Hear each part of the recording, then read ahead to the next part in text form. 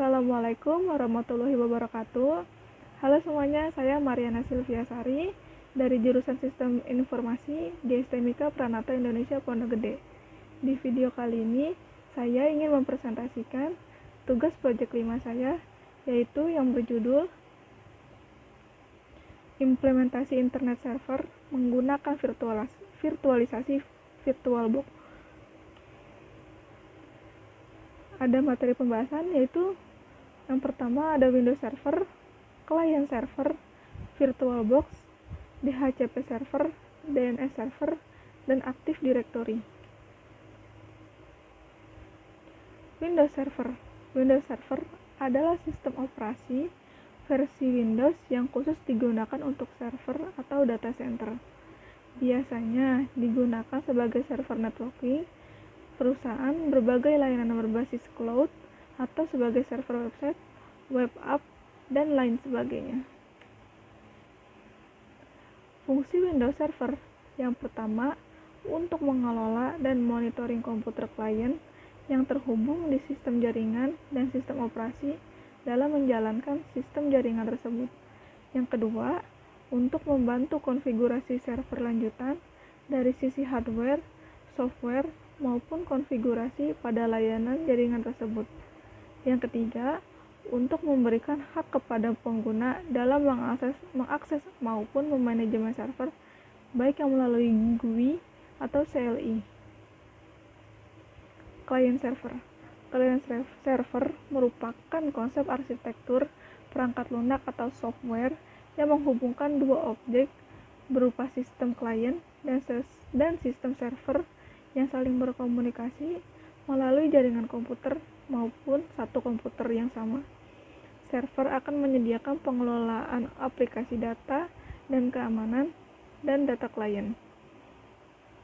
Pada fungsi pertukaran akses web, client server berperan sebagai program web browser yang memberikan informasi kepada pengguna atau user di seluruh dunia. Hal ini serupa dengan akses email, database, dan sebagainya yang berkaitan dengan jaringan browser. Selanjutnya, VirtualBox. VirtualBox adalah aplikasi open source virtualisasi yang dimaksud adalah membuat mesin PC virtual yang bisa berjalan sesuai atau secara independen di atas sistem operasi utama. Segala bentuk hardware yang berkaitan dengan mesin virtual semuanya disimulasikan oleh host PC, sehingga semua sumber daya perangkat keras tidak bisa melebihi sumber daya aslinya.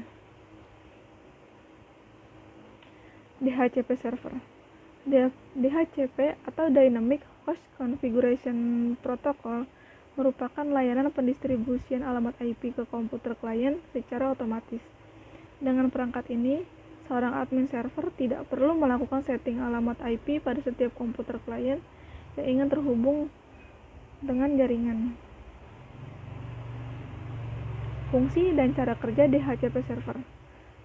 Yang pertama ada fungsi DHCP Server, yaitu mengelola dan mendistribusikan alamat IP.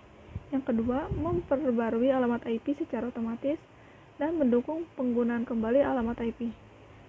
Selanjutnya, cara kerja DHCP. Yang pertama ada IP-less discovery, yaitu pada tahap pertama ini disebut sebagai tahap penemuan.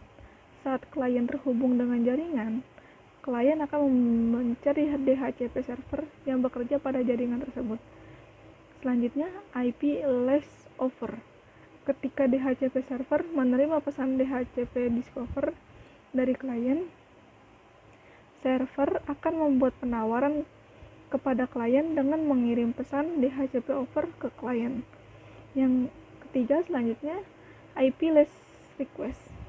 Setelah menerima penawaran dari DHCP server, klien kemudian menyetujui penawaran yang diberikan dengan memberikan pesan DHCP request kepada server. Selanjutnya, IP-less acknowledge. Pada tahap terakhir ini, setelah server menerima pesan permintaan dari klien, server akan mengirim pesan berupa paket DHCP pack kepada klien. Paket ini berisi informasi konfigurasi lain yang mungkin dibutuhkan klien.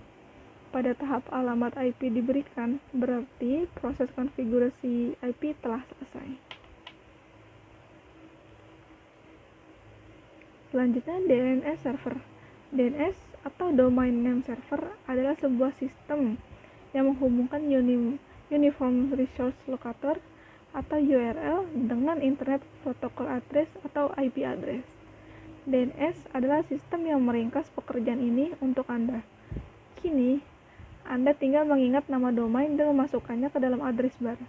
DNS kemudian akan menerjemahkan domain tersebut ke dalam IP address yang komputer pahami. Fungsi DNS server. Yang pertama, meminta informasi IP address sebuah website berdasarkan nama domain.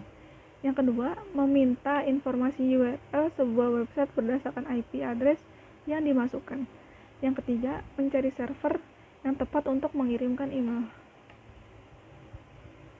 Yang terakhir, Active Directory. Active Directory Domain Service atau ADDS adalah layanan untuk mengelola aturan, hak akses, dan security pada pengguna atau jaringan komputer di perusahaan. ADDS sendiri merupakan pengembangan dari Directory Active Windows Server 2003. ADDS mampu mengatur komunikasi user dan domain yang meliputi proses logon, autentikasi, dan directory services. Untuk menjalankan ADDS diperlukan